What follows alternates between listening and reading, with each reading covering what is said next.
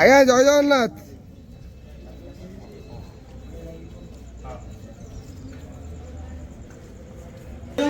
हरी बोला, हरी हरी बोला, हरी हरी बोला।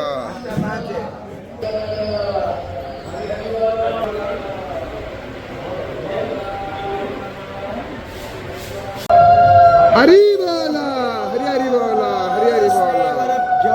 नमः हरे ओम नीलाद्रिनाथं जगतामधीशं चिदं स्मरोपं सरणैकनाथं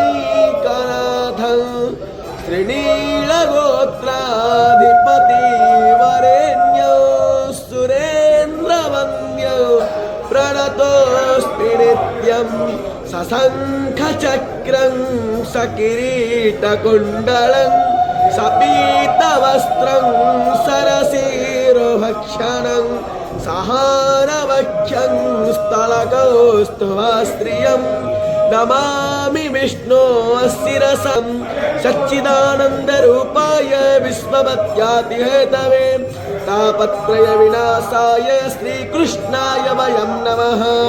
ओम श्री परमात्मने नमः। अथो पंचदशोऽध्यायः श्री पुरुषोत्तम योग संततानि कर्मानुबन्धेन मनस्य लोके नरोपमस्मे हतथोपलभ्यते नान्तो न चरदीन च सम्प्रतिष्ठा अस्मत्तमेनं सुविरूढमूलमसङ्गशस्त्रे हरी बोला, हरी हरी बोला, हरी हरी बोला।